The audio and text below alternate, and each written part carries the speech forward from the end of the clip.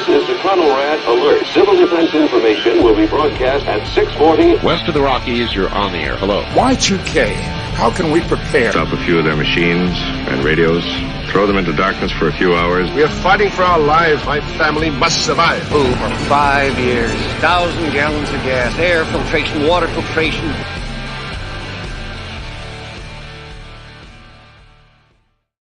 Coming at you from the frozen tundra that is East Central Alberta, Canada. Streaming live on YouTube, Facebook, Twitter, Twitch, Rumble, Odyssey, Telegram, and sometimes the Prepper Broadcast Network. Welcome back to the workshop where we create community, find freedom, promote preparedness, and share success. Today is January 15th, 2023, and this is episode 237 of the Workshop Podcast. So how is everyone? That was the brand new intro for those of you who haven't heard. This is only the second night I played it. I hope you enjoy it. If you happen to know, if you can figure out all the quotes that are in that, I will give you a special prize. So let's leave it at that. Now, tonight, guys, I've got somebody that I've been wanting to get on the show for a while. I'm sure you've heard his name. If you've been to Self-Reliance Festival, I bet you've met him. But let me introduce Mr. Chuck Peoples. Hey, Chuck, how are you? Good, Tim. How are you? Not bad at all, sir. Not bad at all. So what have you been up to? Just the same old, same old. I just got back last night. I went down to Jason Sparks' place, Kentucky Sustainable Living, Nice. and did a 2-day medical class training for his group there, for a group of his people. And we had a really good time. My son and I went down, and Jason, he's a heck of a host, man. He feeds you well. You gain a little bit of weight when you go down there. He puts on the food. I certainly don't need to gain any more, but yeah, me either. He's a good dude. We chatted a bit. We've traded a little bit of silver in the mail, and one night I was rather under the weather, and I was just struggling with my voice. And he messaged me out of the blue. He says, "Hey, if you want me to come on and help shoot the shit with you and get you through," and that meant so much to me. You don't forget that kind of stuff, it's just the little things, right? But yeah, he's a salt of the earth kind of guy. Yeah, and he's got a heck of a place down there. His setup, his homestead and stuff, and the animal stuff he's got. He's a very well prepared individual. It was impressive to see his homestead and setup. That's cool. I'm glad. So let's for those who don't know who Chuck Peoples might be, give us a little bit about your background, Chuck, where you came from. One of our favorite questions around here is, what was your first job in high school, junior high, high school, whatever it was to make money? I always love hearing that. So I was, I can't remember if I was 14 or 15. One summer, my dad was an attorney, and he had a client who owned a roofing company and was looking for some help. And I went to work for a roofing company, and that's when I learned real quick that hard manual labor in the summer, carrying 100-pound roofing bundles up ladders. I thought, I want to make sure I do something that I'm not stuck being the low man on the totem pole, doing all the grunt work. That was an experience, but it was a good learning lesson. But that was a very, very hard summer. Get any sunburns that summer? Oh yeah. We were commercial roofs, and it was cleaning. And, I was a guy who had to clean out the gutters that haven't been cleaned out in 10, 15 years. So, on big buildings. So, yeah, it was a lot of fun. They love the low man on the totem pole. He gets you know what they say, the shit rolls downhill, right? So I had the shit jobs. Literally Absolutely. there. Yeah. So, did you grow up in West Virginia? I did. I grew up in Huntington, West Virginia. Grew up and have lived in this area most of my life. The last 8 years or so, I've traveled a lot with work, but I've always had a house or something here. It's where my family is. My son and his family. My mom's here. I've been in this area most of my life. Nice. And you got a grandson or grandsons? 2 grandsons. One is 6 and the other one is 26 weeks. Okay. Nice. They're fun. Oh, well, I don't have any yet, but I'm sure someday, but they're all kinds of fun. Speak of the devil and Jason shows up. Hello, brother Jason. How are you? Yeah.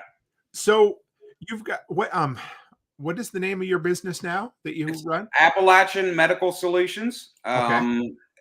I do training, medical classes of different type. I try to do mine a little different to where I like to cater and customize the classes to the group that wants me to come in. I do have some canned classes, certain subjects to go over and stuff, but I like to talk to the group. Like with Jason's group, we talked extensively before I came down, and I kind of catered and customized a class for them for kind of what they were looking for, because some of them had some of the other stuff. So I if you're going to pay money, I want to give you your best value and give you, the best experience as possible. So how'd you get into the medical field? Well, growing up, I watched Emergency as a kid. Yep. Johnny and Roy. So that stuck with me. I always kind of wanted to be a firefighter, a cop, paramedic, that type of thing. Got in high school, kind of got into the music stuff too. I played sports and stuff, but I actually, after high school, I went to a recording arts school in Orlando, Florida, and got a degree in that. And I did recording engineering and live sound production. And I ventured off to Los Angeles for a couple of years and worked in the music industry, touring with bands around the country. And then I just decided that wasn't for me. And I came home and thought I was going to go into law enforcement, but I've just always been intrigued with medical stuff. So I took tests for some law enforcement agencies, some professional fire departments, and some EMS. And I decided I wanted to be a paramedic. And that's the I had a big choice because I tested good in all of them. And I was kind of started to being offered positions with all these different departments, fire and law enforcement, but I just decided to go with the EMS route. I really enjoyed that. So I've been a firefighter, paramedic don't really do the firefighting stuff anymore, but I've been in the EMS for 28 years. Nice. And so you still work full-time EMS as well?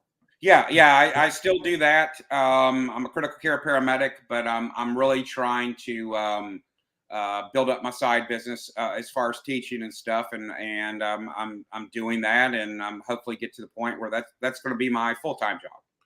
So I always used to hear the joke about what do you call somebody that follows a band around?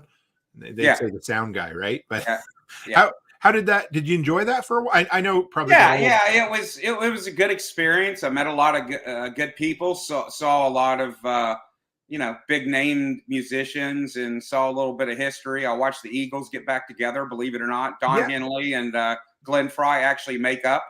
So where I was working part-time at a rehearsal studio out there when I wasn't on the road. And it was kind of interesting. I got to see a few cool things and experience some stuff. And it was a lot of fun. That's cool, man. That was in was that the early mid 90s, was it? Or that was early 90s, yeah. 90, 91, yeah. That was a big deal when the Eagles got back together. Yeah.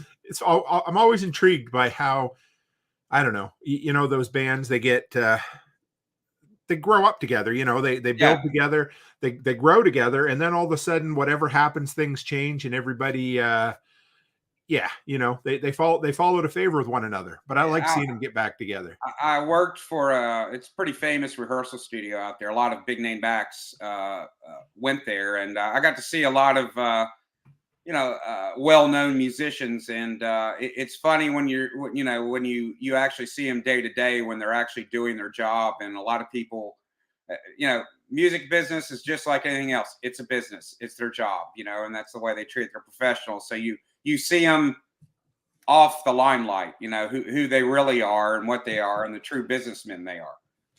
Were they pretty good guys? Yeah, for the most part. I mean, there's always an asshole in every group of everything, but for the most part, they were all, really nice people. They were good people to work with. I mean, it's not like I hung around with them and we were buddies or anything, but I interacted with them and they always treated me well.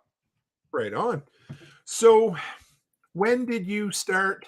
How did the entrepreneurial bug bite you? I always love to hear about that because,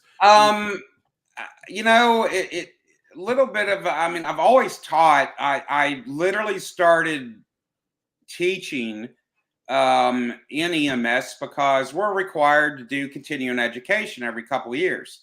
And a lot of the classes are the same classes anybody who is in the medical field knows about, having to take ACLS and PHTLS and CPR and all those things over and over and over every couple of years. So I got tired of sitting in the classes. So, when I found out you could become an instructor and you could teach a class and get the full credit, for those hours, I'm like, well, sign me up if I don't have to sit through all this misery every 2 years. So I ended up enjoying instructing and really took on and done it for a number of years. But I really just the last several years, I thought, I could do something. I always kind of struggled. I taught for other people and other agencies and did that. But I started seeing a lack. There's a lot of private medical training out there and a lot in the tactical side of things. And the TCCC, stop the bleed things, which there's some excellent companies out there provide excellent training. But I saw a need for some more advanced medical training for the regular homestead, people who want and are on this prepared mindset, who want to be more prepared medically. And then I start looking at the way the world is. You go to an emergency room every day and it's an 8, 9, 10, 12-hour wait to even get seen. And you're not even guaranteed that. And we saw with, the vid, healthcare shut down. And I've also worked over the years in many disaster areas, hurricanes and things like that. And I saw firsthand healthcare interrupted to areas where people didn't have immediate health care, and what they did, and they have to may wait days. So what do you do when you do stop the bleed? What do you do when you do those things? What's next for tomorrow and the next day and the next day? And how do you manage that injury? Or what about when somebody just gets sick? Because guess what? That cut or, that wound you bandage, it's going to get infected. How do you manage that? How do you take care of it? So that's what I saw. And I didn't really see anybody else talking about it or addressing that issue. And the only other person I saw, and you just had him on your show not too long ago, who actually talks about is Jake. I was going to, this is, it must be, I don't know what you want to call it, but I was just, for those who don't, we always do a little chat beforehand, and Chuck talked to me about what he wanted to talk about. And I'm like, man, this is going to be great. This follows right up with what Jake talked about, because you guys are, you're in the same wavelength with that for sure. Oh yeah, Jake's a good guy, excellent instructor. I met him at Self-Reliance.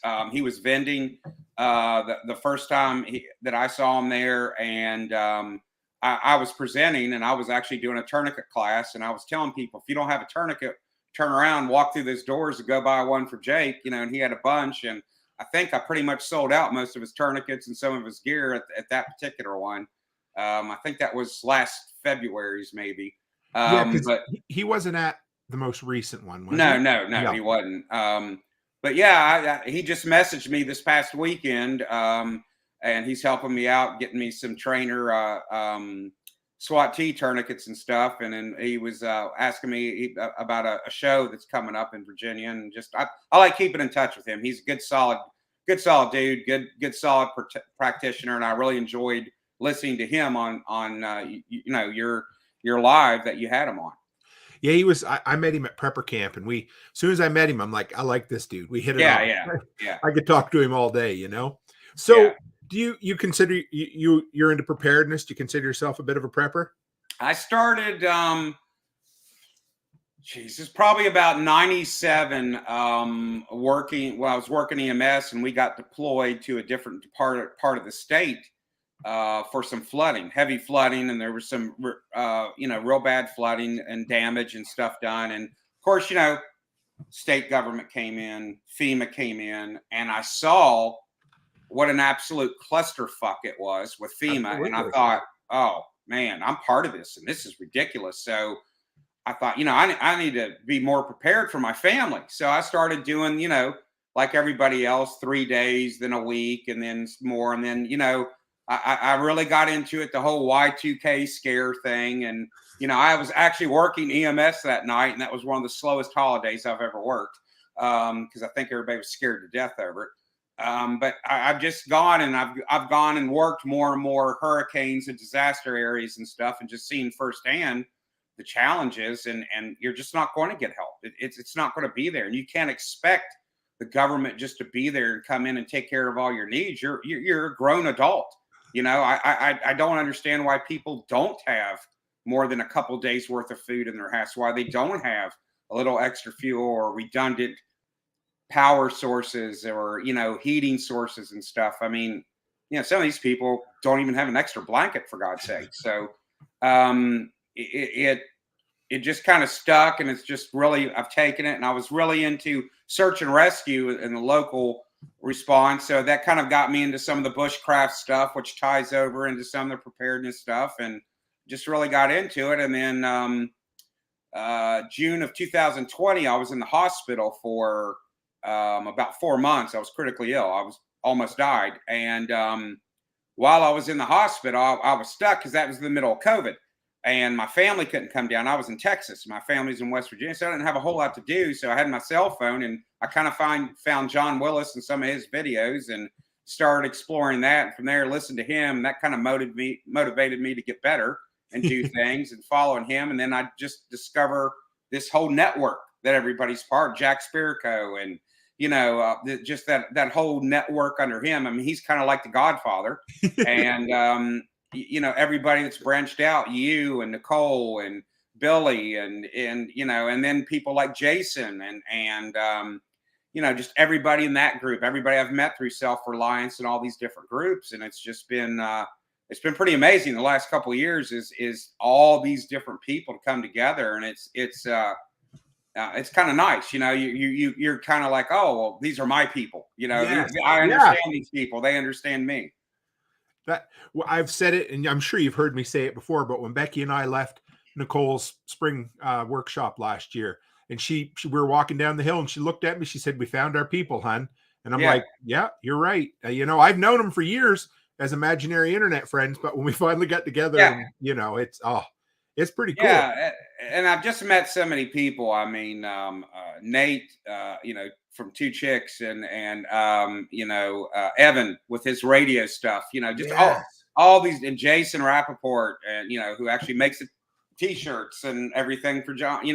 Just all these different people who have had influence on me. And that's why, like Self-Reliance, I don't go because I'm presenting. I go for the people. I just happen to be presenting. That takes 45 minutes out of me talking to everybody else. The hour that I'm doing those things, I just the network. Joel Riles too. That's another person. Really, just all these different people. It's just amazing. The amount of information that is out there that I didn't even know about until, I just happened to roll across special operations and John Willis, That's yelling at me through the computer screen. That man, if you don't get motivated from listening to John, you're either contrary minded or dead, one or the other. So yeah, and he's one of the nicest. Him and Amanda are just absolute, nicest people in the world. He might seem intimidating, and he's a guy who knows what he wants, but my God, he'll do anything for you. And he's so smart, and what he's done with that business and the homestead and the ideas he has, and Amanda, and I really love going down there, spending time with him. Cody, his son, just all of them, that whole group, and the out branch of everything. It's been very influential the last few years of my life, and it's taken me in a whole different direction. That's what's motivated me to do this, as far as the side business, and actually do, really get on this and do it. And then I'm going to be starting, I'm slowly going to do my YouTube channel and start putting videos out and doing those things and doing some lives. And because of that, Awesome. I didn't know this part about you getting started because of John Willis. That's exciting. I love hearing that, man. Yeah. So Becky called me the other day. That's my wife, for anybody listening who doesn't know who she is. And she's like, you're going to take first aid, hon. And I'm like, oh, okay, cool. Because I'm due again. And so, I work at the daycare with the kids as well. So right. They needed one more to fill the spot, and I'll take first aid anytime I can. But really, any of those off-the-shelf first aid courses that I've ever taken is just kind of, hey, deal with the person until the ambulance shows up, So, that covers the first 15 minutes. But if you're in a long, let's play, look into the future. But just say, the shit hits the fan, everything, whatever it happens to be. And it could be that you're just in a tornado's gone through or a hurricane and you're stuck for 2 weeks. But where does a person start to get anything beyond Red Cross, I would look at reputable training companies, of course, Red Cross or American Heart First Aid or something like that is a good start. But I kind of equate that to an awareness level. It's just enough to make you aware, oh, something's wrong. I need to call for help. But, if help is not going to come or help is going to be delayed, and that's my whole focus on my training is it's not for when the zombies attack or, like we were talking just a minute ago, I don't want it to be just tactical. It's not tactical. I want it to be practical. I want practical care that you can apply to your everyday life. And I take an all hazards approach. It's not just the end of the world. It's just not when the zombies attack. It's hurricanes, it's tornadoes, it's disasters, because that's what is going to happen. A huge snowstorm that gets you snowed in that nobody can get to you and you can't get out. What are you going to do if there's an injury or an illness? How are you going to mitigate that? Do you have the supplies? What supplies do you need? And then what do you do with them? And it's not, and I'm sure I'll get flack for this, and you may too, but medicine's not rocket science, folks. It's not. Don't let anybody fool you. It's not. It is a little bit of critical thinking. It's some knowledge, and it's some application of skills. Yes, some of those skills are specialized. Yes, some of the skills but for the most part, what you can do at home, I taught people today how to, I demonstrated. I didn't certify them, but I demonstrated to them how to close wounds, and what to do, how to mitigate a wound, how to clean a wound, how to evaluate a wound, whether it should be closed or not closed. And if you're not going to close it, how do you take care of that wound for the next 30 days? So you can go into as little or much detail there, but when you come on site and somebody wants to learn how or wants to have demonstrated for them wound closure, you have ways of doing that, right? Absolutely. Okay. Matter of fact, if you go back and look at one of Jason's videos, Jason took a skin stapler to the arm, one of the girls. Now, that wasn't my idea. That was Jason's idea, but he wanted to see how it felt. And we actually demonstrated a skin stapler. And that's one of the things that I teach because it's very easy. It's very easy. And it also it applies to the homestead. You can use that on animals. You may have to close up animals. So it's not just that. So it shows that. And this is not, I'm not certifying anybody to do it. I'm demonstrating, and what somebody does in the privacy of their own home is absolutely their business. Looking like a true anarchist. By the way, there's a real man in a real hero. Well, besides Jason, he'll say he's a real man. But Ed, right there, if you want training and you're in Canada, that's the man to go to. Absolutely. He's what a fellow Canuck. We're not too open about being Canadian, but no, he's good shit, man. I had him on the show a few months ago. I learned every post from him. I learned something. He's an incredible resource, and if you're not subscribing to his social media platforms, you should be. You should immediately go and do that after Tim's. Whatever. You can leave and come back. I'll still be here. So, and you can always follow me on the replay. So okay. Let's start with critical thinking, because that seems to be a bit of a lost art nowadays. It is. I mean, that's low hanging fruit. I can insult anybody, but it's true. So how do you, what does that mean by critical thinking when it comes to, Well, first, the most important skill that you can develop, you can have all the cool guy medical stuff. You can have all the tools. You can learn how to suture. You can do, you can have an ultrasound machine, for God's sakes, or whatever. And actually, there was one of the guys at the class this past weekend who had an ultrasound machine. I thought that was actually pretty cool. But you can have all that stuff, but that means nothing. It's right here.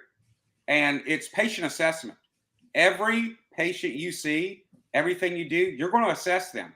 And how you assess them and what you see and how you do it is the most critical thing. And you start first by eyes wide open. And you narrow everything down. So you're looking at everything and you narrow it down So you're ruling everything out until you're stuck with just maybe what could be that one thing or that one cause for like belly pain. Okay. My stomach hurts. That could mean 1,000 different things. But you go through proper assessment tools of what you see, what you hear, what they tell you if they're able to, and then with some simple assessment tools like a stethoscope, a blood pressure cuff, all that. But I teach a big part of the assessment is before you use any of that. You're just talking, you're manually taking a pulse, you're looking, you're feeling, you're doing to assess that patient, because that is your most critical skill. And once you do that and it's interacting with the patient and what you see, it's the most important thing that you can do. So when I had Jake on, it's really cool because what I find sometimes is guests tend to come in groups or pairs. And what I love about it is, I don't know, these topics keep coming up, which is good. So I when Jake started talking about the importance of assessment, and then do you know Donald? He's been down to SRF. Yeah, yeah, I know Donald. Yeah, we presented together at one of the self-reliance. Oh, right, yeah. So he reached out to me just after Jake's show, and he's like, I got some info coming for you. And he was saying how much he loved hearing Jake talk about assessment too. So can we do a bit of a dive into what a proper assessment is? Yeah, it's first is you start assessing the patient maybe even before you see the patient. So if somebody says, hey, Uncle Harry fell down. All right, well, you're already doing the assessment as you're going to see before you lay eyes on Uncle Harry. Before you even get there, you know he fell, and you may already be asking the questions, well, how'd he fall? What happened? As you're going, so you're gathering that information, so you're already thinking mechanism of injury is a fall. Well, then you start thinking, how far did he fall? Was it ground level? Was he on a ladder? Was he more than 10 feet? You know, how did he fall? And then you want to find out, did you see him fall? How did he land? Did he land on his feet? Did he land on his back? Did he land on his head? Because then you start narrowing down even more what causes could be the injury. Is Uncle Harry awake? Was he knocked out? And then when you see Uncle Harry, as soon as you lay eyes on him, you're assessing. And the first thing you need to determine is, and when you get good at it, is sick or not sick. You know, and you could tell that within almost a few seconds by looking, because if somebody is sick, if you walk up on somebody and they're pale and they're sweating and they're kind of breathing hard, working hard to breathe, is that normal? No. That's sick, right? Right. Somebody who's not sick is not going to look. So that's when you start thinking, hey, we got to move a little quick. We got to move with purpose. We're going to have to do some things first. We may have to do an immediate intervention to save this person's life if it's something serious. So you're already getting in that mindset. Or if you walk up and if I walk up to somebody and say, hey, what's going on? And they go, well, I'm having a hard time breathing. That's not normal. Right. But if they say, well, you know, I've all day long, I've been thinking I can't really breathe and I'm having a hard time breathing and I can't really seem to catch my breath and everything that I do and everything. And I just walked 3 miles down here and I just sat down. I just really having me breathe. Is that person having a hard time breathing? That might be more of a mental or some sort of anxiety type thing. Yeah. So, you know, but if that person who can't speak more than 2 or 3 words without taking a breath, that's serious. We need to move. We know we need to intervene quickly, where that other person who can speak in full sentences, it's not a big deal. So it's those little observations before I touch a patient, before I do anything. And then as I'm talking to them, I'm looking at them. Look at their pupils. Are they focused on you? Move a little bit, because if they're watching you and they're intent on you, you know their mentation is good. Brain's working. If their pupils are reacting, you can lean into them a little bit, block the light out in their pupils, and then kind of move back. They don't even know you're doing it. Well, if their pupils restrict and then dilate back and they react with the light, brain's working. Watch them breathe. If they're not working hard to breathe, they're speaking in full sentences, you know, they're breathing okay. Look at their color. You know, look number one, around their lips. If their lips are full color, it's not blue or pale, you know, they seem to be oxygenating. Then look at their hands, because your fingers and your toes and your hands are the farthest point away from your heart.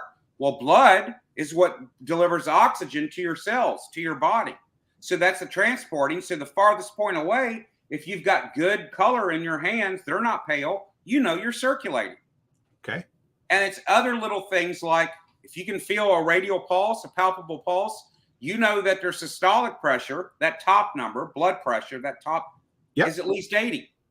That with a palpable radial pulse, which is one of the farthest points away from the body. Simple things like pushing down on your fingernail bed. If the color returns in 2 seconds or less, they're circulating well. Or if they've got fingernail polish on, even males nowadays, you can on the end of their finger, just on the end of the finger. If that returns back within 2 seconds or less, they're circulating. They're doing good. So before you pick up any tools, you're seeing if there's anything emergent. And if there's not, and they don't appear to be in distress, now you've got a little time, and we can take a little bit more time before we have to maybe act or anything. Because the first thing you're going to look for, if you suspect injury, is there blood anywhere? Sure. I don't see blood. I don't see anything. But if they're unconscious and unresponsive and they can't talk to you, then you're feeling head to toe, and you're sweeping their body, and you're looking at your hands, see any blood, doing those things. Yep. And as you're going, and you're seeing if there's any breaks, contusions, bruising, any fluid. Look in the ears, the eyes, the nose, the mouth. Do you see anything? Any obstructions? Anything that looks abnormal? And you go through. And the thing is, when you're doing that unconscious and unresponsive, look at their body. You can't see through clothes. You don't have X-ray vision to see broken bones, but you can see bruising on the abdomen, on the legs, on the arms. You've got to look at those things because that tells a story. That Hunter said that's why you don't use black gloves for medical. Absolutely. That's what I was getting ready to say. And I told the class this past weekend, you can't see blood, especially at night. I use blue or purple. Blood shows up very well on that. That's cool. I just never thought about it, but it makes sense because I always have those, what are they? The grease monkey gloves around, which are great, but I get it. That makes sense. Yeah. For medical black gloves, people were going, the whole tactical medicine. Oh, I got to have my black gloves to stay stealthy and stuff. Well, that's great. You're going to miss that, the guy that you're there to help. You're going to miss a blood sweep. You're going to miss these bleeding somewhere because you can't see the blood on your hands at night. So the crazy thing is we've just talked about basically a full assessment or, a pretty decent, you know what I mean? But yeah, that didn't require buying a single thing or having a single thing up to that point. Jason's in here. He'll tell you, we spent a lot of time on assessment. And I know at first they were like, why aren't we doing the cool stuff? We're not doing the hands-on stuff. Why are we spending so much on assessment? But then they figured it out later on when we started doing hands-on and we started doing scenarios and stuff. Oh, assessment does mean something. Oh, now I get it. And I started seeing in the students the light bulb pop, turning on and they were getting it. So I hope I brought good value to them. They seem to enjoy it. And that's what I try to do. I want it to be very practical for your everyday life and that you can see applying this to your homestead.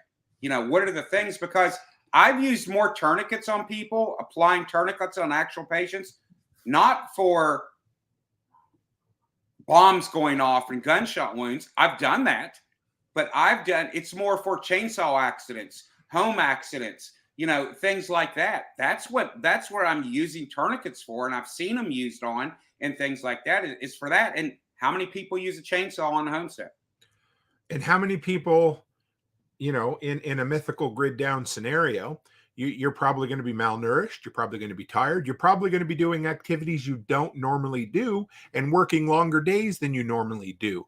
All of which leads to mental fatigue, right? Well, and it's mental fatigue. And it's also, you're going to start thinking, oh, grocery stores aren't open. We're not able to go out and resupply. So I've got to live literally off what my stores are or what I have on the land or what I have on hoof. So you're gonna subconsciously think, well, I'm not going to eat as much. I'm not going to eat as much. When in all reality, you should be eating more. You're using more calories. You're working harder. You need more of that energy. That's where we get our energy. That glucose is converted by food, what we take in. You're not going to drink as much. You have to stay hydrated. You have to keep your body healthy to fight off disease. And if you are injured, your body has to be strong and healthy to fight injury and to work through it and to heal. If you're malnourished, you're behind the curve already. And if you get sick, that little cut on your finger that you make while you're repairing a fence or dealing with something on the homestead, that could turn infection. Then it becomes systemic. It gets in your bloodstream, and that's what's going to kill you because you didn't properly clean it and you weren't properly hydrated and you didn't have the proper stores, medications to do that with, or the know-how to simply clean that wound each day, how to change that dressing, how to clean it each day, and to keep healthy tissue in there so it doesn't become necrotic and you get a systemic infection from. There's a lot there to unpack. Let's slide back just a little bit. So we've done the eyeball assessment and some talking assessment. And if what would be the things, like you'd mentioned a blood pressure cuff and a stethoscope or whatever, what would be the few little things that what pieces should you get and what skills should you have to do kind of a regular assessment of people? A regular assessment, I would tell you to buy a stethoscope before you ever buy a blood pressure cuff first. Okay. Because you could do more with a stethoscope and assess more than you can with a blood pressure cuff. Because with a stethoscope, you can listen to lung sounds all around. You can listen to bowel sounds, your stomach. You can listen to carotids if it's a stroke victim or somebody who may have cardiovascular disease. You can actually listen to carotids to see if there's equal blood flow on each side. There's a lot you can do with a stethoscope and how you manipulate it and use it that you can use with a blood pressure cuff. You can do one thing, take a blood pressure. Now, you know if you've got a sustaining blood pressure, if they've got a radial pulse. All right. So you can overcome that temporarily. Now, if you grab their pulse and it's rapid or it's bounding, in other words, real strong, real easy to palpate, well, they may have high blood pressure. So that blood pressure cuff is important. So knowing those skills, how to actually take a blood pressure, how to actually use a stethoscope. We learned that this past weekend.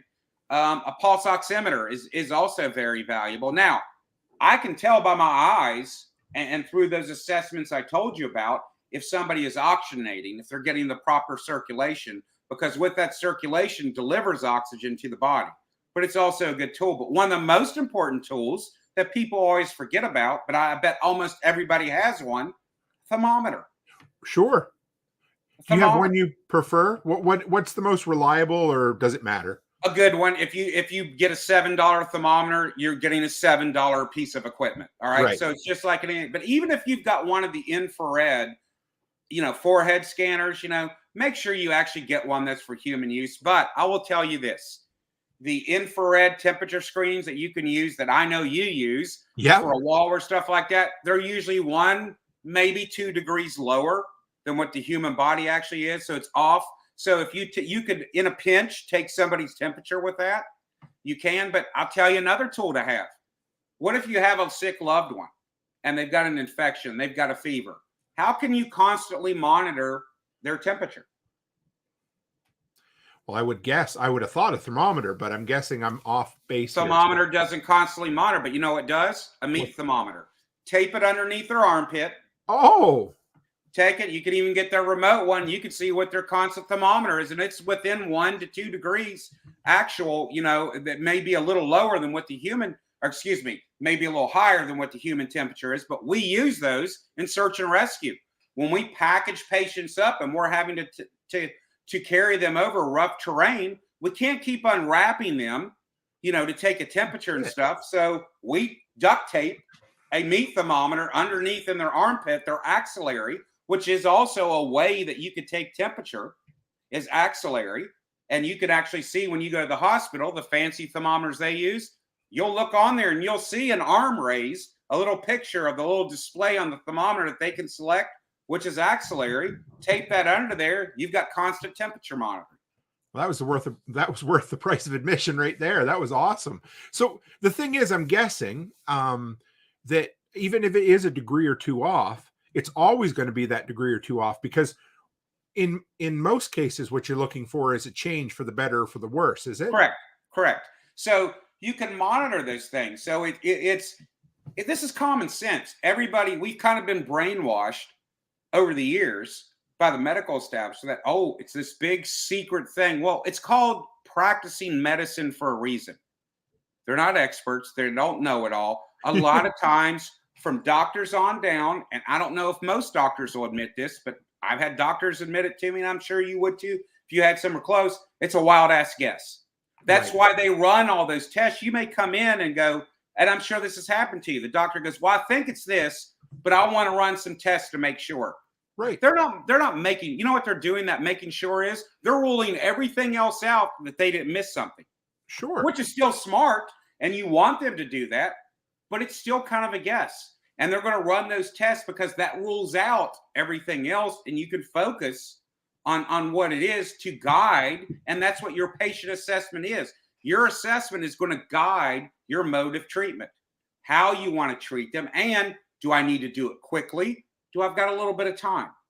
You know, do I need to immediately act? Just like if I walk up and I see you, Tim, and you have an arterial bleed, and you've got blood, bright red blood squirting out of an arterial area with every time your heart pumps, I know I've got to reach in my pocket, get a tourniquet, and apply it to you. You know, and that's the thing. So that is acting immediately. But then after I get that bleeding stopped, guess what I'm going to do? I'm going to assess you. I'm going to assess you for shock. I'm going to treat you for shock because you're going to go into shock. But I'm also going to see, do you have any other injuries? I'm going to check you out, make sure there's not minor cuts or anything else going on that I need to address. But the most important thing was stopping that arterial bleed first. So that's an assessment. Oh, arterial bleed. You assess your patient. I got to take care of that right now. Then you go back and do the rest. So okay, this is something I've always struggled with. I've taken a few first aid courses. Can you explain shock to me? It's a hard concept for me to get my mind around, and maybe that's foolish, but it just is. Shock is the body's response, an immediate response to something going wrong. Nothing is going right. So hypovolemic shock, okay? Think of it this way, and this will be in terms that you will understand more than most. Hypovolemic shock, the tank is empty when it should be full. Okay? In other words, your pipes. Think of it as your body is pipes, plumbing. Oh. We got a leak. Okay. All right? Well, we got to patch the leak first, right? Right. We stop the leak, so we may put on some clamps first to temporarily stop the leak, like a pipe clamp, something like that, to stop a leak in a pipe, right?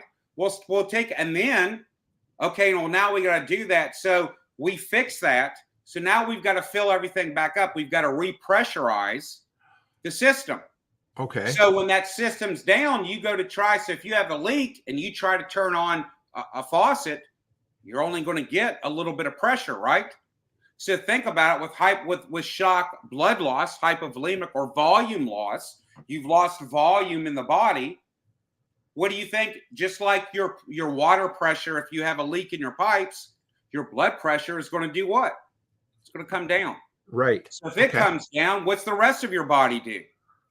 So if the heart doesn't have the volume to normally pump, the most important thing the heart does is supply oxygen and blood to the brain. Because if the brain doesn't work, nothing else does. Right. So it's like a pump running dry almost. Correct. So there's different types of shock. There's cardiogenic shock, which is self-explanatory. Something's wrong specifically with the heart. Okay. Hypovolemic shock is volume. We no longer have the volume circulating through our body. Neurogenic shock it's neuro. It's your brain. We've had a spinal cord injury or a brain injury that is affecting the rest of the body because the spinal cord is the electronic delivery system from the brain. It's the wiring. So think of it as a power substation. Yeah. The brain's the substation. Your spinal cord and all your nerves that branch out from it, that's all your electrical lines going out, the electricity going out from the substation, feeding out to the rest. So you can think of it in those terms. And that typically happens after some sort of Injury nasty? or illness. Yeah. Okay. Yeah. And how do you treat that? Different ways. Okay. Hypovolemic shock. So anytime you go into shock, your body is going to shunt resources away into the brain and the central core. And the central core is the organs that keep you sustainable. Your heart, your lungs, your liver, kidneys, those things, because they all have very specific functions. So Sure. what happens is when you start to go into shock, and it's the same thing when you think about it, when people are hyperventilating. Have you ever seen somebody hyperventilate and their hands actually start to curl in? They're breathing so hard and they say, oh, my fingers are numb or my feet are numb. People who get real excited. Well, what happens is they're not breathing fast enough. So the body has gone into a mild form of shock temporarily. So it's shunning resources away from the farthest point of the body, putting it back here. So that's where first your body gets cold. Well, in shock, it's shunning the blood away from the skin. Your skin is your largest organ in your body. All right. So when the blood starts going away, what happens? You get cold. Your skin's one of your skin's main jobs is temperature regulation. So you're going to get cold. So that's why we when you've heard people, an accident victim, we got to put a blanket on them, even though it's 1,000 degrees. I've seen people get hypothermic who have had volume loss in 90-degree weather, 100-degree weather. We're covering up because they're in shock. That blood is being shunted to the central core because they may have a major bleed. So the body is redirecting everything. The brain's going, uh-oh, we got a problem. I don't have my normal volume. So I'm going to put everything in reverse. I'm going to put everything into the brain and the organs so we can keep them alive. We'll shun it away from the arms and the legs, the skin, all those things. We're going to put blood where it needs. I don't have my normal volume. So the volume I have, I'm putting it where it needs to be. So what we're going to do, that's why people get cold. So we got to keep them warm. And then we've got to replace volume.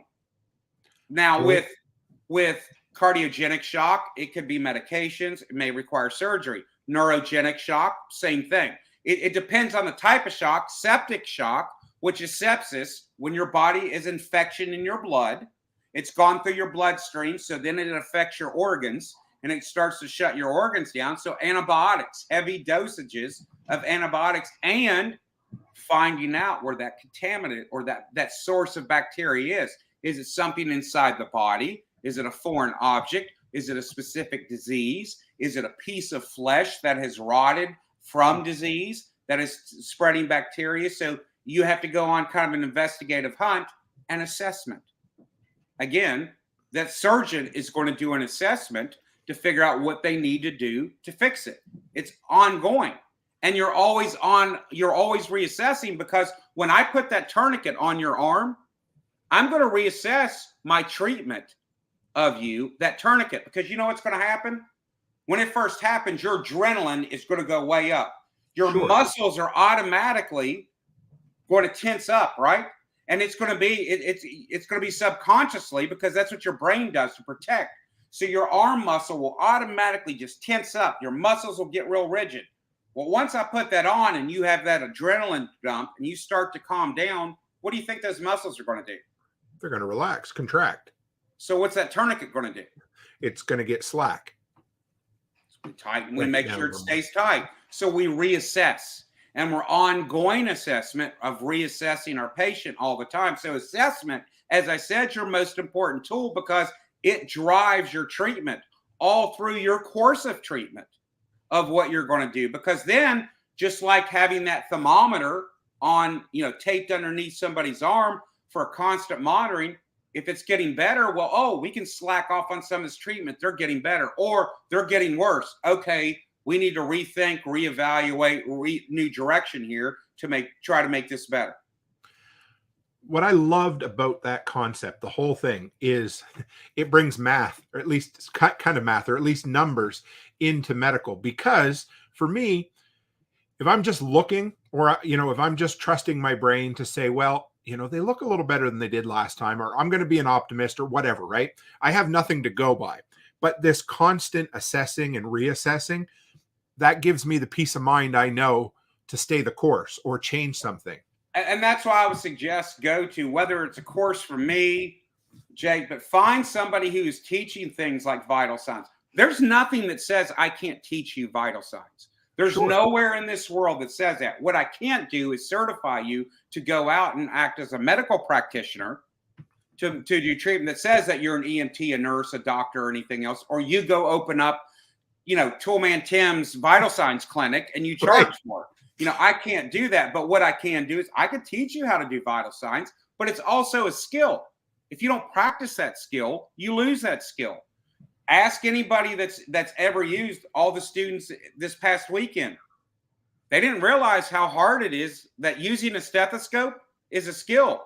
Taking a blood pressure is a skill. How to manipulate the stethoscope on the arm while you're taking the blood pressure to hear the pulse so you can hear that, so you can see what your blood pressure is, how you manipulate just the bell of the stethoscope on the arm to hear it properly, what a skill that is. But it's technique.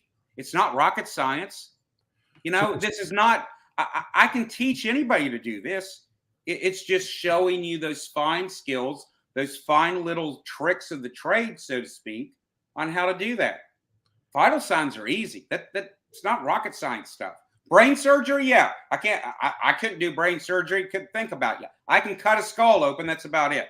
But I can't fix anything on it. But I can teach you how to do vital signs. I can show you how to properly do vital signs. And I can show you trending of vital signs, what it means.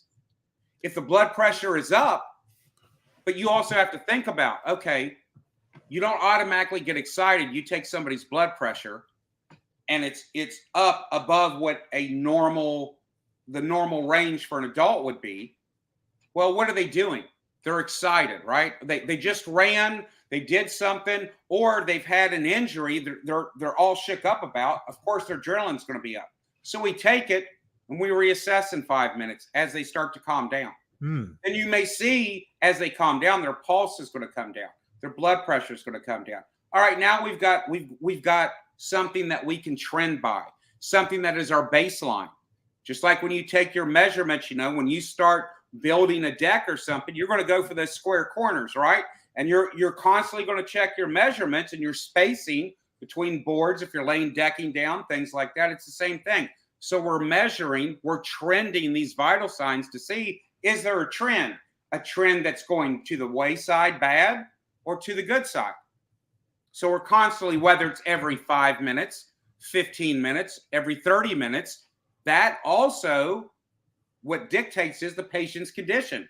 Sure. As they get better and they stay better and we see a trend of them sustaining being better, we won't take vital signs as much, as often.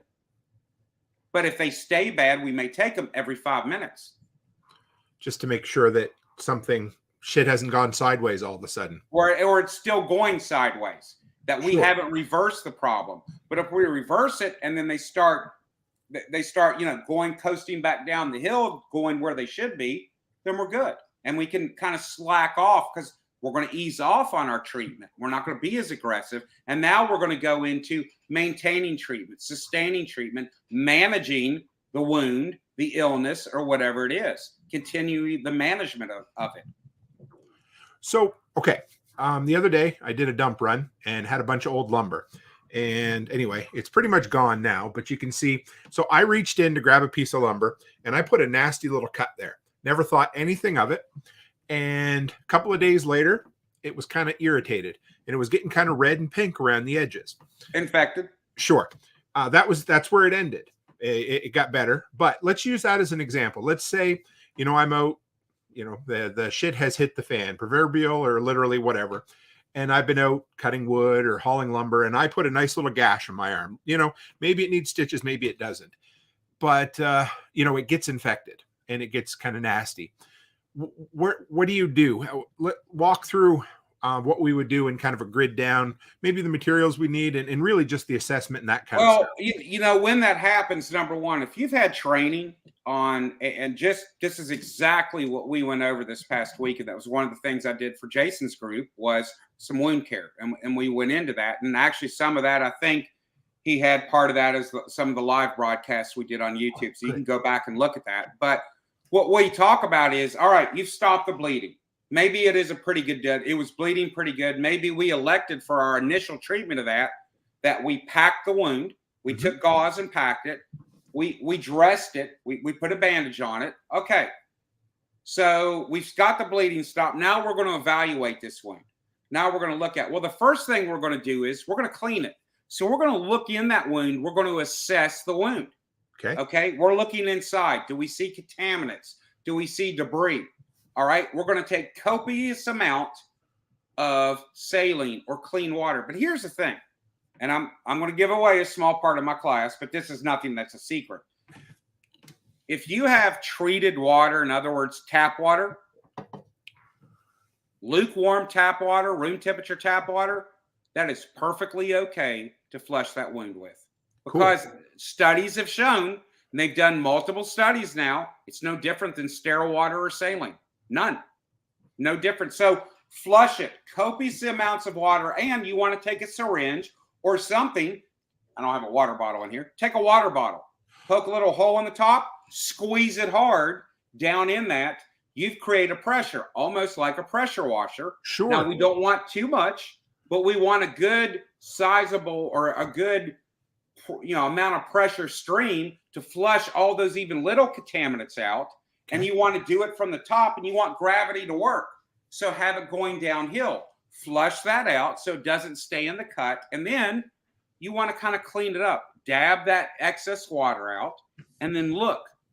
Now, that's where you're going to assess, should I close this? And you probably won't. You're probably going to wait 24 hours because you're going to make sure that flesh is going to continue to stay healthy. Okay. Is it going to be red and pink? Is it going to look like a good medium rare steak is what I like to say. All right. A good piece of meat. So you're going to now take clean gauze. You're going to pack it in that wound all the way. It'll be uncomfortable for them, but you could take like a sterile Q-tip or something like that, and you want to get it in real fine in that cut and pack it as tight as you can, and then take clean gauze, a covering, a 4x4 or whatever, put over it, and then clean gauze, and you want to wrap it. You want to wrap it tight, but not too tight. Now, when you pack that gauze, you want to do what's called a wet to dry dressing. So you want to soak, and soak is a bad word. You want that gauze that you're going to pack in to be moist. Okay. So you're going to pack it in, right?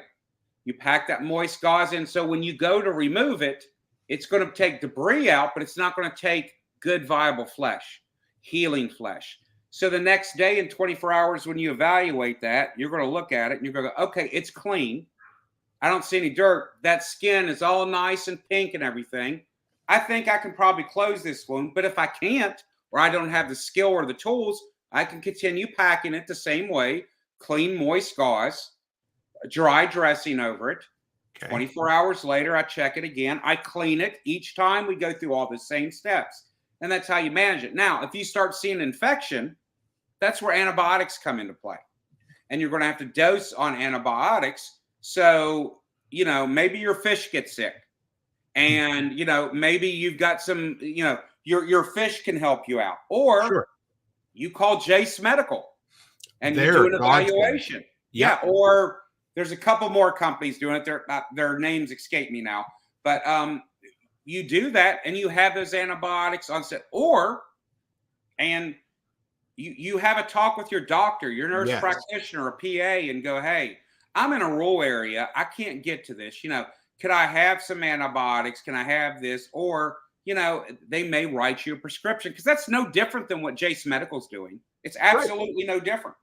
So talk to them and see to have that. And then you provide that instruction. In my class, in the advanced portion, we go into dosages of medications, type of antibiotics for certain things. Is it a cut, or is it a tropical illness, or is it something that's in your mouth, or is it an eye problem? Because there's specific antibiotic eye drops you can get. All these different things. Maybe it's a fungi on your fingernails or something that has turned systemic. There's certain antibiotics that fight that. Or is it something internal? Could you have gotten a foodborne illness? Because guess what's going to, a big thing, grid goes down, dysentery. You're going to see a huge spike in hepatitis A. Food storage. People aren't going to store food like they should because, panic sets in and people lose every bit of common sense they have. Sure. They don't think about it and they just do dumb shit. So, you're going to see a huge rise in that. So you have to plan for that. And what people don't realize is part of medical is prevention. So you need to prevent waterborne illness, foodborne illness, illness and disease from sanitation problems. Cleanliness, hygiene is huge, because that's probably why that cut gets infected. Why yours didn't get infected is you washed your hands. You took a shower each day or a couple showers a day. You cleaned it. You took care of it. Your body naturally can fight off small amounts of bacteria because you're properly nourished, you're hydrated. What's going to happen in that grid down situation? You may not be properly nourished. You may not be properly hydrated. So do you think your body could fight off as well? No. That's why all those things are important. And your medical person is going to be responsible for all of that. Because you know what? They want to prevent them from having to do their job. If it makes sense. It does, yeah. Because I love my prepper porn. I love reading my books about the end of the world, and almost always the head medic is, one of the biggest things they push is sanitation. Set up a proper latrine. Make sure food's cooked proper. Make sure water's. Going home. That's what I'm thinking, right? Yeah. I mean, if you look at that, the medic there, he's always talking about, and all the books, he's always doing something like that. But you have to plan your medical out and your supplies, because if you take going home, for instance, they had gunshot wounds, they had illness they had to deal with, they had babies that were born, they had death they had to deal with, they had animals they had to deal with. There's a huge variety of everything that everybody's going to turn to the medic and go, "Hey doc, come here and fix this." That's what happens. That's the reality. So with a long-term, a cut like that, when it starts, you said necrotic, is that right? Yep. So what do you do then? Debride tissue. As in cut it out?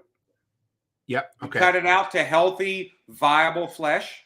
Okay. And then you take care of that healthy, viable flesh by keeping it clean, by flushing it out, the contaminants, packing that wound, and then protecting that wound on top, putting a covering, a good, dry, clean, sterile dressing. That's what you have. So think about, if I have to take care of that cut for 30 days, and for the first week, I have to change that dressing twice a day. So I have to do that twice a day and then go to once a day.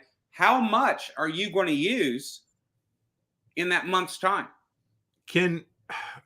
I don't know how much you'd want to talk about this. In some of the books, you hear about them boiling the dressings and reusing them. Is that obviously that's not ideal. No. You do what you got to do, but that's not like tearing open a brand new roll of gauze that is, in a sterile, package, and that's the thing when people buy bulk, they get bulk. Well, you got to look at it. Make sure it says it's bulk, that it's sterile. Because if you get non-sterile, you know what you're going to get? A box of 100 dressings in there. And yeah, I talk about flushing with peroxide. You can do that prior to water. But after you flush with peroxide, you have to flush all that peroxide out with water. So you can do that. And that's something I do go over in class. I mean, I've taken a bottle of peroxide, literally just dumped it in a wound and let it bubble over and let it clean. And then take saline and copious amounts of saline to flush it out afterwards. So is there much, because of course, as a kid, mom was always like, dump, it was either iodine or rubbing alcohol or peroxide, whatever they had, whatever stung, whatever hurt the worst, right?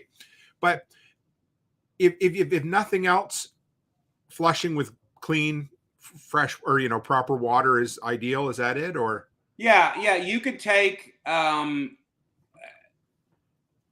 treated tap water is just as safe. Studies have been done, and don't take my word on it. Look it up. I mean, I'm just telling YouTube land. Don't take my word. Look it up. There are studies out there that have shown treated tap water, in other words, from municipal service, like they normally do for treated water, is just as safe as anything else. Now, will your well water, work? I don't know. I don't know how pure your well water is.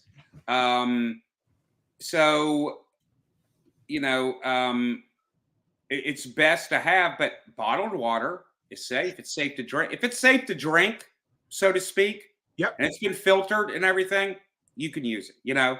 I've used bottled water in the field. I've never had a resulting infection that I am absolutely aware of, or I would think would be aware from using bottled water to flush a wound out. I've used it hundreds of times, literally, because in the last several years, I've worked in remote areas. I worked for 1.5 years in Puerto Rico after Hurricane Maria.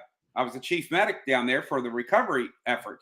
And I had 30 medics, 40 medics underneath me. And we were doing flight operations spread out all around the island. And we were very limited resources to what we had. And there was many times we're flushing wounds out with bottled water, for the guys, the power, linemen who are reestablishing the power, the tree cutters who are cutting out all those things.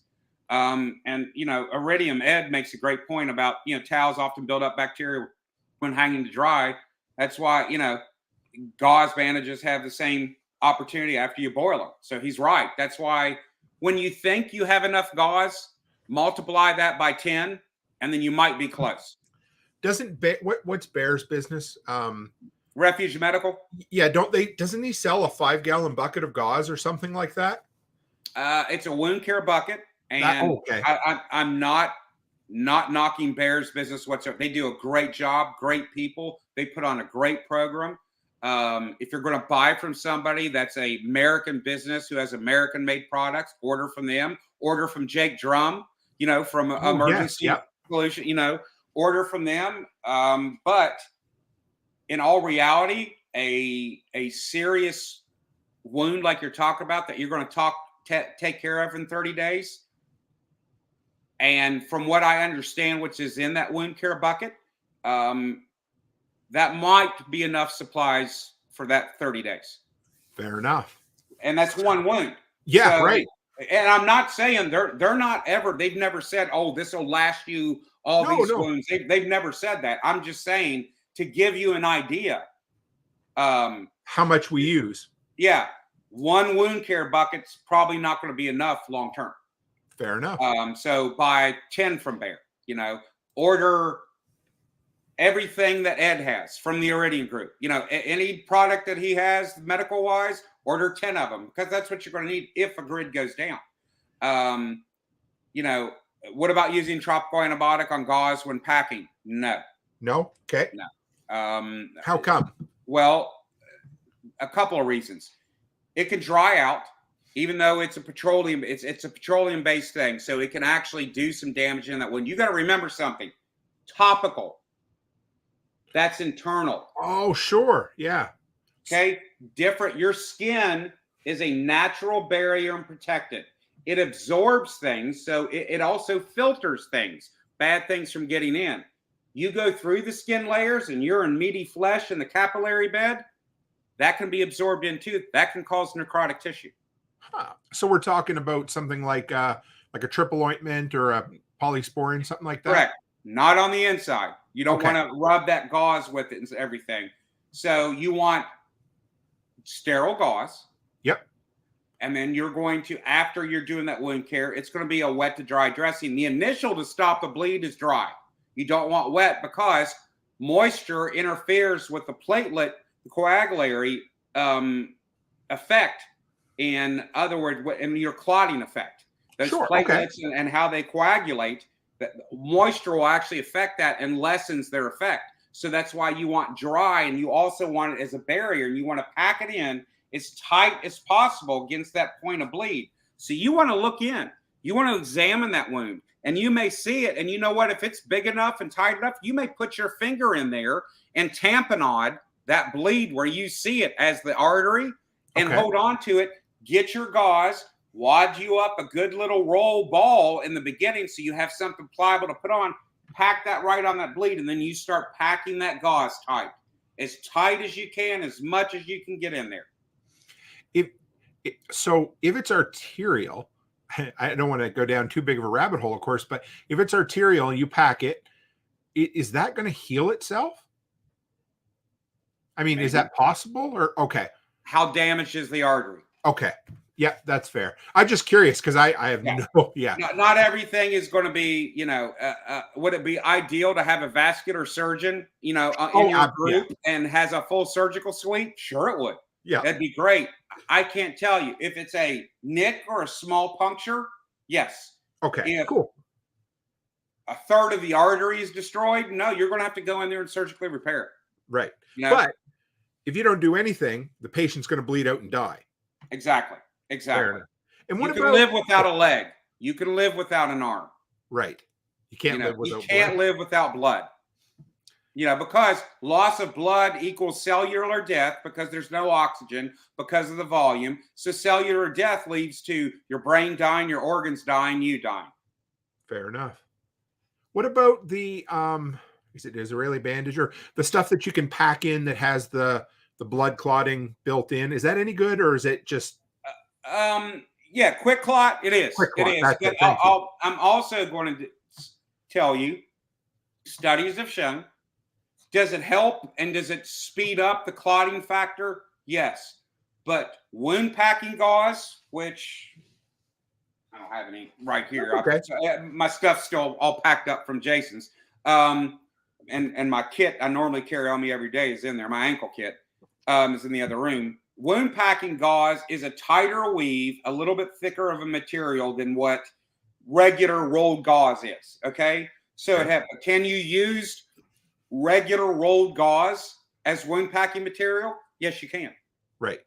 But wound packing gauze specifically for it, it's a tighter weave of gauze, a little thicker. So just so it helps clot that a little bit better. So it helps pack in that wound tighter. But you can use a regular roll of gauze and pull it up and pack it.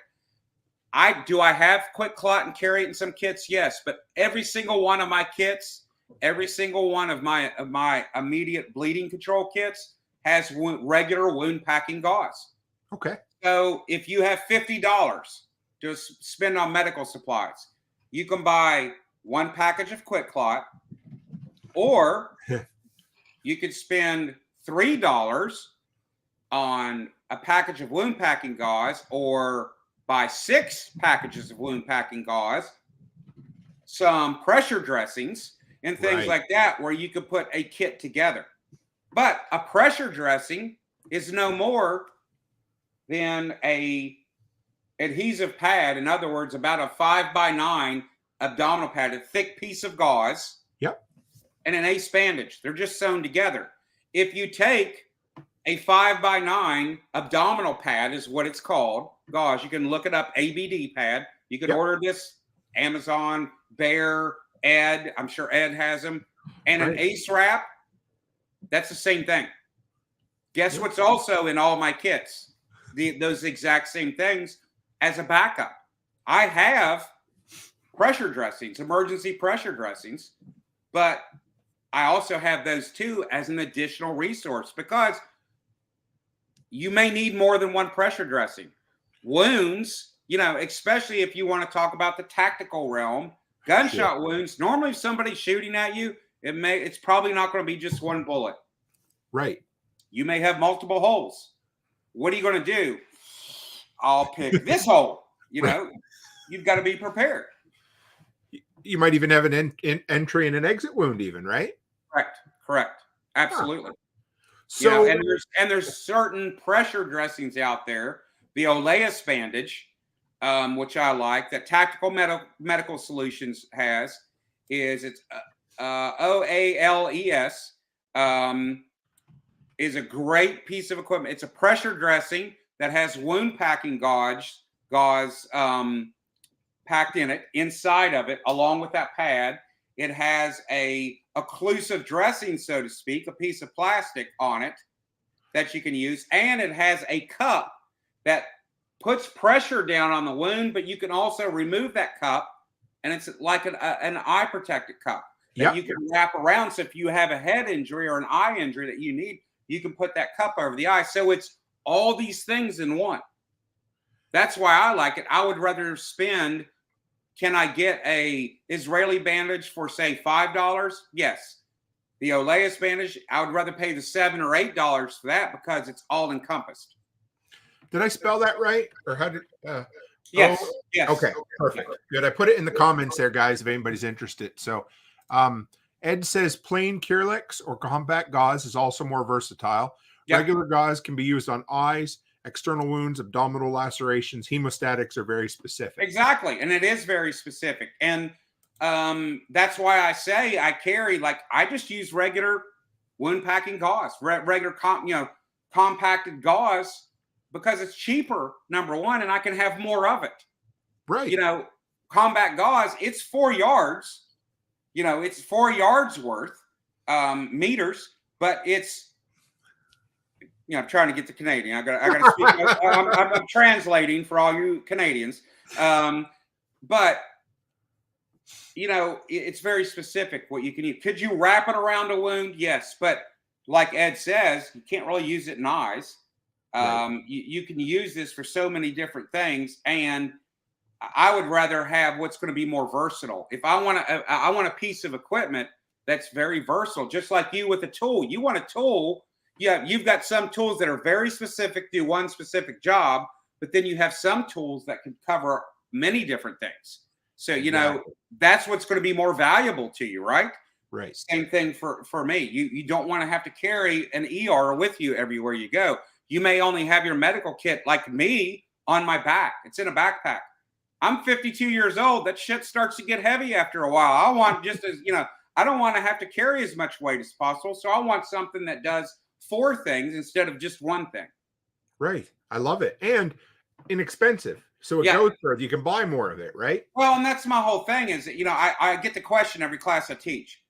I don't have anything in medical. Where do I start? Well, honestly, if you want to be prepared, the first thing you should start with, this is a true life-saving device, a tourniquet. Okay. This is a tourniquet.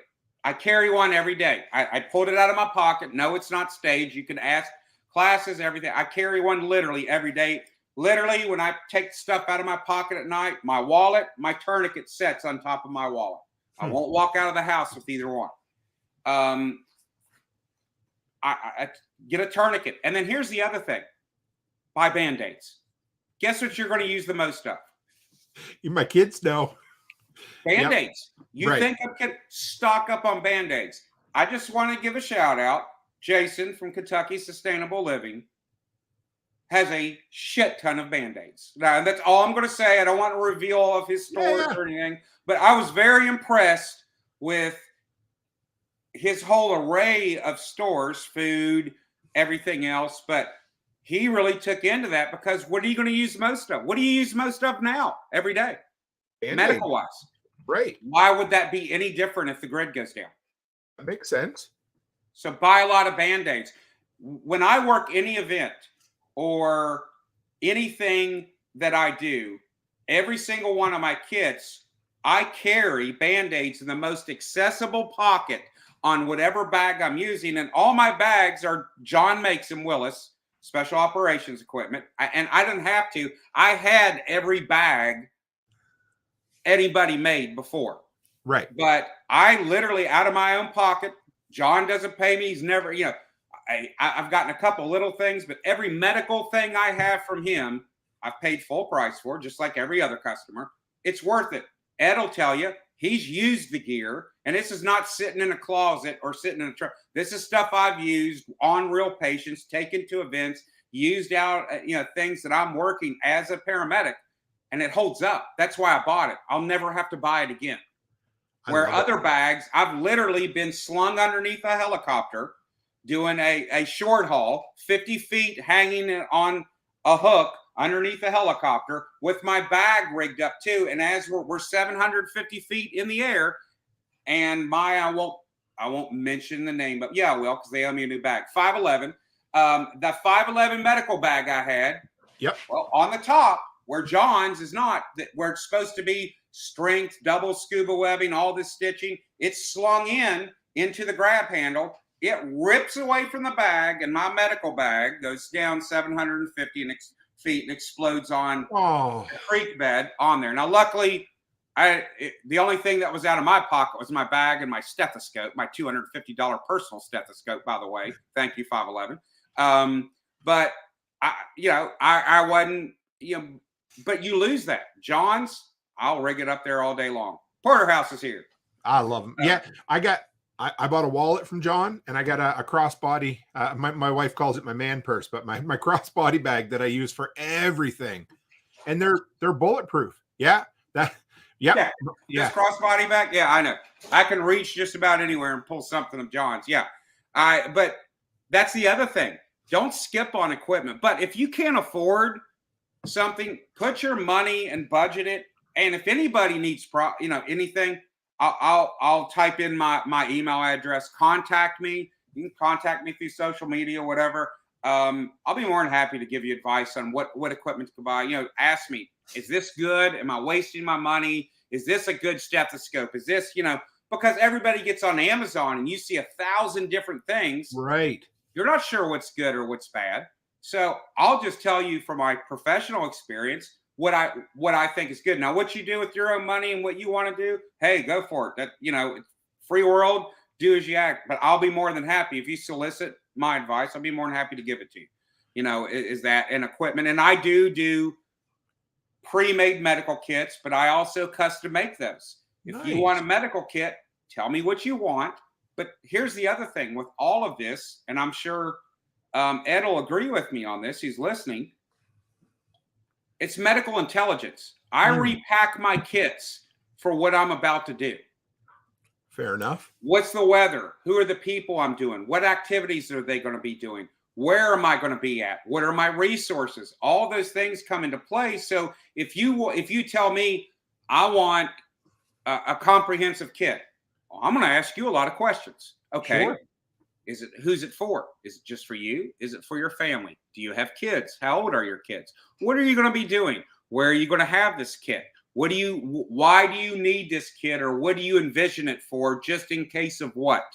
And I'm going to ask those, and then I'm going to start making suggestions of what. And then the very next question I'm going to ask, what kind of training do you have? Right. Because I made a point in this class, and you can ask Jason another one. I made them use a piece of equipment they've never used before, and I handed them the directions. I said, here, put it on the patient. And they were looking and doing and trying to figure out. And I did that for a reason. Because what's going to happen in real life? That exact thing. You're going to have somebody who's untrained. I've done it not in medical, but in other instances where I've needed to use a tool. I don't know how to use it. And out came either YouTube or a manual. And you feel like a little kid going to preschool for the first time. But is medical equipment, do you want to learn how to use something because you've never taken it out of the package? Just like I get infuriated when people buy a tourniquet. That's great. Take it out of the damn package. Right. Because guess what's going to happen? What are your hands most likely going to be when you're doing it? And I show people this, like my kits. All my stuff, everything in that you want to keep sealed and protected, it's in plastic. You're going to have gloves on. Where are your gloves going to be? On the blood. On something bloody. Yeah. So I take cloth tape and I make tear tabs. So it's something that's pliable that I can grab even if my gloved hands are slick. I have something to grab to tear that plastic quickly. So I'm not doing, and anything that doesn't need to be in plastic, like a tourniquet or anything, because my tourniquet stays staged, so I can do it that quick to put it on. I'm not tearing the plastic. I'm not trying to get the proper loop. I'm not trying to do those things. My equipment is ready to go. Just like anything else you do, if you carry a firearm, do you not load it at least? Yeah. I would hope you keep a round in the chamber so you're ready, because I bet if you go to tactical response, I bet they tell you not to carry an unloaded weapon with not a magazine in your handgun or not a magazine in your fighting rifle. I bet they tell you probably ought to be ready. Damn straight they do. And they tell you you're wrong if you don't keep one in the chamber. So why wouldn't you have your tourniquet ready? Why wouldn't it be staged? Why wouldn't it be out of the package? Why wouldn't you be familiar with that piece of equipment? I'm sure tactical response is going to tell you not to go buy a gun and make that your carry weapon and never fire it. It's the same thing. But people do it all the time. And what do? They buy a first aid kit. Oh, I got a first aid kit. I'm throwing it in the trunk, or I'm putting it in the closet. And they never look at it. They don't even know what half the stuff is in it. That's right. So get the training. It's like anything else. Take the training. Take the time, invest the money in the training, and then a good, competent instructor, in my opinion, will help you and guide you on what to buy and what to get and what's going to work for you and what your skill levels that you could properly handle and understand. And they should be able to teach you something that you could take back to your family and at least teach a little bit, Yeah. and bring them. Because my thing is, in my classes, if the class setting is appropriate, if you bring your child and they're old enough, they can take it for free. That's awesome. Because I believe kids should know this too. It's not rocket science. None of this is. I can train any age, just about, tourniquets, everything else, but you also have to remember, just like your kids, an adult tourniquet is not going to fit on a small child. Right. A cat tourniquet will only go down so far. And a soft T, which is what I carry, usually on a daily basis. I carry both a Cat Gen 7 or a soft T. It goes down a little smaller, but on some pediatrics it doesn't. I have stuff that is small enough because I have a grandson that's 26 weeks. Right. I'm going to be prepared for that, as everybody should. So, tourniquet, you said if somebody comes to you, maybe we can we almost spent an hour and a half, so maybe we'll finish up with this. So if somebody comes to you and they say, I've got nothing. You started with tourniquets and Band-Aids. Where do you go from there? Again, gauze, bandaging material, over-the-counter medicines. You've already got stuff. Make sure you have plenty of over-the-counter medicine. Make sure you have plenty of the pain medications over the counter. Make sure you have Benadryl. Benadryl is a life-saving over-the-counter medicine for an allergic reaction. Aspirin, baby aspirin for chest pain. And why baby aspirin? Have you ever tried to chew an adult aspirin? Most adults will spit them out like a 3-year-old. That's why even on an ambulance when I worked, guess what we carry? Baby aspirin. They can chew them up. They're flavored. 4 baby aspirins for somebody having cardiac-related chest pain is the dosage. We give them 4 baby aspirins. Here, hold your hand out. We dump 4 baby aspirins in them, and they eat them. It's the truth. I thought it was to do with the dosage. I had no idea it was for palatability. That's crazy. Yeah. Have you ever tasted an adult aspirin, tried to chew it up? It's bitter and acidic, and it's nasty. They spit it out like a 3-year-old. So it says, if they're going to spit something out like a baby, let's give them baby aspirin. That's just the way it is. It's to chew, and it's easy. You don't need water. You don't need that stuff. They can chew them up. It's dissolvable. So that's why we give it. So get the baby aspirin. Get the Benadryl. Get the peroxide. Peroxide's cheap. Get all of those things. Get gauze. Gauze is cheap. 4x4s, 2x2s, Band-Aids. Do all those things. Have bottled water set aside for your first aid supplies. And that's a good start. Thermometer. Oh, there we go. Just that one come up from Hunter here. He said, gauze, TQ, tourniquet, thermometer, stethoscope, blood cuff, all of those good? Yeah. Like I said, if you only have the money to buy one or the other of a stethoscope or a blood pressure cuff, buy the stethoscope first. You can do way more with it, much more than what you can do with a blood. In my opinion, if you can only have one or the other, the stethoscope is the first thing you get. Then you get the blood pressure cuff. You're on a budget. You have to do it measured, so do what you can. My daughter just popped in. She said, "Hey, Dad, my live just ended. 5,000 likes, made $1 from diamonds." Oh, way to go! I'm proud of her. It runs in the family. So that's right. That's right. That's awesome. Well, Chuck, how do people find you? Obviously right here, right now, but how can they email you? Where can they? You can email me at chuck@AppalachianMedicalSolutions.com. Okay. I'll copy and paste that from my email here while you're sharing your info. You can contact me through that. That's the best way to contact me if you have questions about I will have my website back up. It's temporarily down. It kept crashing on me with my website, with my provider. So I'm going with a new provider and building a new store. I don't know if it's a problem with my store, but every time somebody tried to order something from my store, the whole website crashed. So there was, a bad thing. So, but if you need anything, I do custom medical kits. You can contact me. I'll contact you. We'll have a discussion on the phone, a consultation, so to speak, and we'll do that. Training, same thing. I offer 1, 2-day, and 4-day classes. The 4-day is the most advanced, and we can discuss prices and minimum number of people and things like that and what you get. But all my classes are custom. I customize to your group. I'll ask some questions, and then I ask, what do you want? What are you looking for? Because, if you just want the cool guy, tactical, stuff, I can give that. I can yell and scream at you, and we can have strobe lights and smoke and all that stuff and do that. But I want to make it practical. What, do you have a homestead? What are you doing? I want to make this practical, that it's an all hazards, all encompass approach, not just you're being shot at. It's you're on the homestead, you're clearing weeds with a machete on the back end of your homestead, and you hit a root and it bounces off and cuts your leg. Are you prepared, and can you handle that? Or you're snowed in because you live up in the tundra, you and Ed, and you can't leave for 7 days. What happens if you break your ankle? How are you going to manage that? Are you prepared for that? You cut yourself. Can you manage that stuff?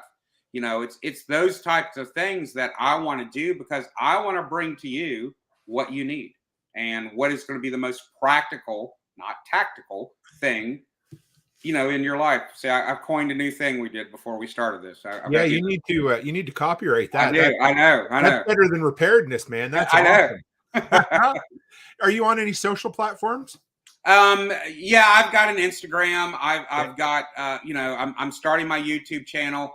I just started TikTok. I've put a couple things up. It's under my name, good. Chuck Peoples. So I'm going to be posting all those things. I'm going to put up some videos and stuff that were from this past weekend to start getting the kind of the interest out there, show you what we do, what the classes look like, how, I'm going to yak at you, if you want to pay me to come teach your group, what it's going to really look like. I'm going to put some of that up.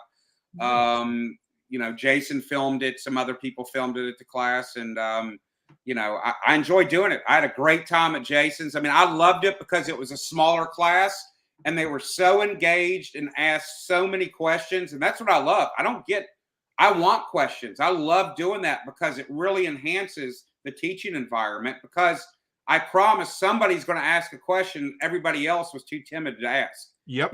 So I was so happy with the group that was in. They were so engaged and so involved in the class. It made it a ball to teach. Well, so anybody out there who's listening, when you were talking about the guy who throws his first aid kit in his truck and doesn't think about it. So I was right proud, because I'm like, we got a first aid kit upstairs. Everybody knows where it is. It's well stocked. But then I got thinking, you know what? The one in my truck, I don't know if I've ever opened it twice. So just so everybody knows, it was a good kick in my ass too. And here's the thing: a lot of those first aid kits, it's 100-piece first aid kit, 99 Band-Aids, and 1 alcohol swab.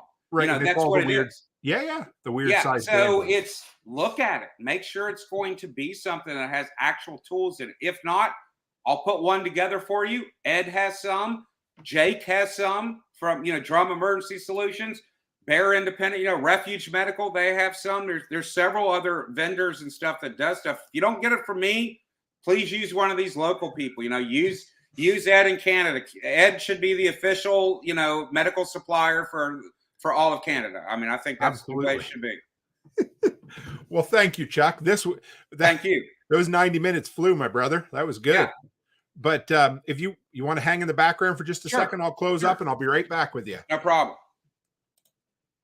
Well, guys, I don't know. I every week gets better. I don't even know how to explain it. Every night, every conversation, I love what I do, and I hope you guys love what I bring you every week. I just got to say that Chuck is a born teacher. I learned more tonight than I've learned in a lot of episodes, and it was practical stuff when he talked about shock and likened it to a plumbing system to a home.